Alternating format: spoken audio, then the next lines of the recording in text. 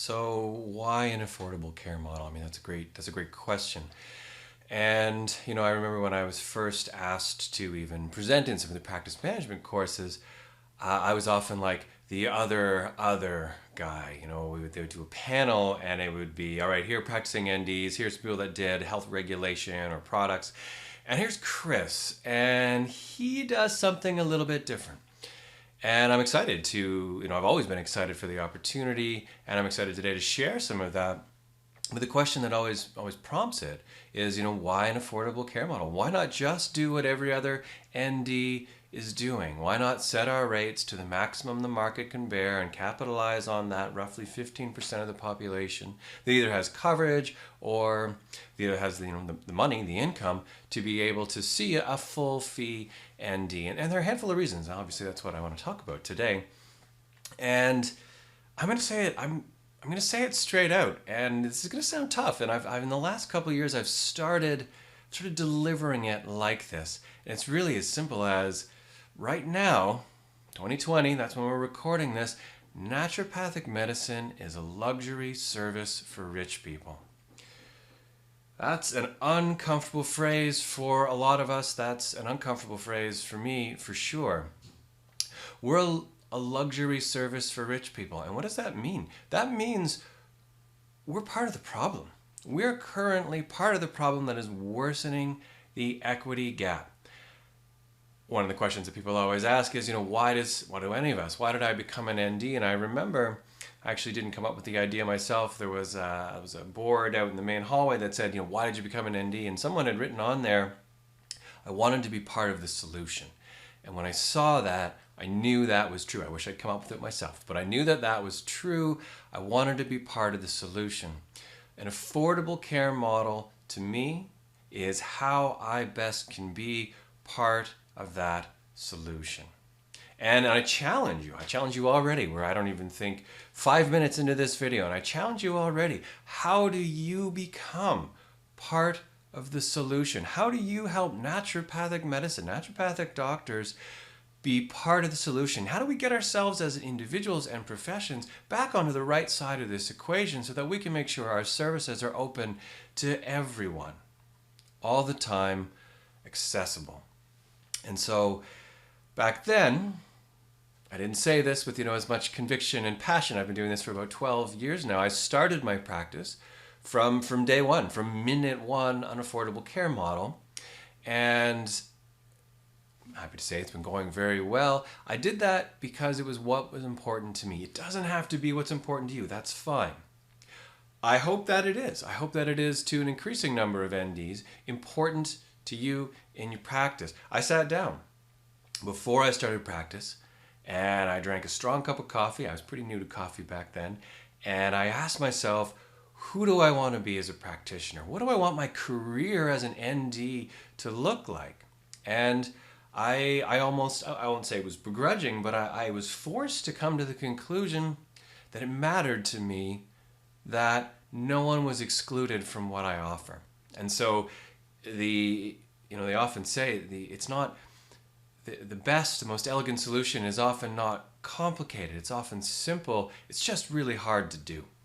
And I'll get into some of the questions in just a few minutes, but I made the decision from day one, and I didn't know exactly what it was going to look like. And I even said this: if it means I have to take another job, if it means that I have to actually have another, maybe even ND, unrelated job, then that's what I'm going to do, because this is how I want to practice. And this gets us to, we'll see this in the second video, I think, identifying who you are as a practitioner and what's authentic to you. It was authentic to me, it remains authentic to me, to practice in this way. And as much as I admonish, I started by kind of being a little bit tough, it's important to always be authentic to who you are as a practitioner. When I graduated, I was $150,000 in debt. And if that number terrifies you, it should. It was scary. It terrified me. At that amount of debt, and just starting my practice and doing a few other things, I couldn't afford to see me. And back then, and still now, I think I'm great. And if I'm excluding myself from my practice, that just felt weird. That was a strange way to do things. And so I said, well, if I like me and I like working with me, how do I make sure that people like me can see me? And, I certainly wasn't the first, not even by any stretch, to ask the question. I want to make sure what we do stays affordable, sustainable, all these things. So knowing that a lot of people had tried, I looked into what other people were trying. And there are a lot of ideas out there. In fact, I'll put this back to you as another challenge. I'm going to share today with you how I've done it. Is it the best? It's worked well for me. Is it the only? By no means. Is there a better way to make affordable naturopathic medicine accessible to everyone? I'm sure there is. I challenge you to be that person who is that champion. I'm doing the best I can, but you know what? I don't want to be on breakfast television. I don't even have social media, period. I am not the face of affordable care. I'm hoping for that person. We've had actually quite a number now that have come up that are starting to move in that direction, and it's encouraging. But maybe that's you. I hope that's you. And I have a standing offer. In fact, twice this week, people have taken me up on this offer. I have a standing offer to help anyone interested in building an affordable care practice, or even part of their practice as affordable care. I will do everything I can. Ask me for a coffee. I'll even buy. And I'll share with you everything I can to help make that a reality. I knew when I graduated that was important to me. I hope as a profession it becomes important to all of us. Okay, so let's talk about kind of maybe even the philosophy behind it. I think maybe we've gone into some of that, but I want to use this word, and I think this is really important because it's going to really come through in the next three questions, which are the most common questions that people ask me about this, and it's the word abundance. This is an abundance model. And it's a bit of a buzzword, it's a bit of a trend word, but I also think it's a very genuine and useful word to use in this scenario. And I've seen a number of practitioners try, and I've seen a handful of those practitioners not be successful. And here's what has made the difference. The ones that have lasted and the ones that have been successful are the ones that truly mean it in their hearts. And if that sounds poetic and touching and beautiful, great. And I hope you mean it in your heart. If it's not who you are, that's okay. If it is who you are, then I think you can be successful. In fact, I think you will be successful using an affordable care model.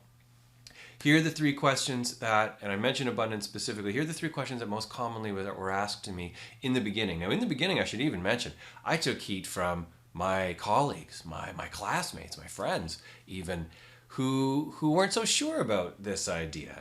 They weren't so sure if this was a good way for NDs to practice. And of course, this is the opposite of abundance. This is scarcity. This is fear. Well, if this guy starts doing it like this, isn't that going to undercut the rest of us? And here is the number one question I got asked in the beginning, and probably one that you've already come up against.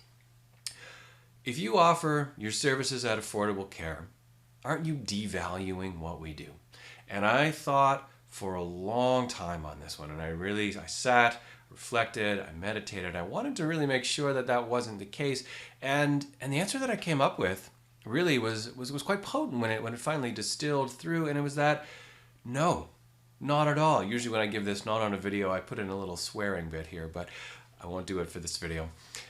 The answer was no, that's incorrect. I'm not devaluing our service. In fact, I am providing, I think, the full value of our service. And this was really it for me. I'm decoupling what someone pays me from the self-worth component, the ego component of my worthiness of a practitioner, and maybe even as a person. My personal self-worth is not tied to how much someone pays me. I know what I'm worth. When people pay full rates, which they do all the time, and that's really important. I'll come back to some of that, which they do all the time. I have no poverty mentality, no problem with it. When people pay full rates, hooray, that's great. That helps. In fact, that is what keeps this as an option and as a model of practice, what keeps it sustainable. So I know what I'm worth, and I love it, and I appreciate it, and I value it. I choose to offer what I can offer at whatever rate works for a person that day. It's an open offer. every time. This is exactly what I say, and this is currently the bit that I do right now. I set my rates at, my full rates are $100 per an hour. So I say usually for an hour appointment, it's around $100. However, we use an affordable care model here. That means you can choose whatever you want. It's an open offer every time. Sometimes I even say, there are no follow-up questions. You get to decide. You let me know. And that's what we go with for today. It is nice. Often it has happened when I have done that bit. Someone has paused. This pause part happens almost always. If they don't, I have it on my website and I promote it that way. But if they haven't heard that part before, they pause. Sometimes they start to cry. And they say, that's so great. Really? I can just choose what I'm going to pay? And I say, yep, open offer every time. And they say, wow. And if you want to feel good about yourself, and maybe, I said that the ego part, maybe this is how I stoke my own ego. If you want to feel good about yourself as a practitioner, use an affordable care model, and I guarantee people will think you are great. I have had people come in. I had one woman once say, this is so great, I want to put your face on a t-shirt. And I was like, oh, do it. Put my face on a t-shirt. I would love to see that. And I keep it really simple. So that's what I was trying to say a moment ago. I kind of strayed a little bit there. There were a lot of models that other NDs were using. Some of them would do, and this is where there's a lot of room for creativity here. I'll put this piece in here. Some of them would do, sometimes they would take their least popular times and say, these are my affordable care or sliding scale. You'll notice I don't use the word sliding scale, and that's more of a business side. And I'll come to that in a minute, or at least at some point before this is done. But there are a number of ways to do it. Some would say, okay, Mondays and Wednesdays until 11 a.m., those are the affordable times. And I thought about that. It was a reasonable idea. It sounds good. But what I thought was, what do I do when someone only works on Monday and Wednesday mornings, but they genuinely do need, they can't afford, I'm just going to say it straight up, they can't afford full rates, and so they need access to those times. What do you do? And some NDs say, well, I take it on a case-by-case basis. Both of those things are fine, and there's no criticism to NDs that do it, and there's even a commendament to, good, you found a way that does work for you. But for me, and this was important to me as well, it sets up a two-tiered system. It sets up a system where if you can't pay full rates, then you are diminished by that. And it was really important to me not to invite any shame into this whole process. And so I thought about it, and again, there are some NDs say like, okay, I do 2 days a month where it's totally, they always like to use the word pro bono. 2 days a month where it's totally free, and that's fine too. Again, finding the way that works for you is great. What I decided was to was to simply make it a open offer every time. That way there was no two-tiered. Some people say, I don't see this as much anymore, but some people used to say, if you make less than a certain amount, then this is what you pay. And sometimes they would actually require, proof of income. And I was like, there's no way I'm doing that. Open offer every time, no follow-up questions. This gets us into the second question that everybody asks, especially when I've been doing this for a little while. And this one I'm sure you've all already thought of. Do people take advantage of the system?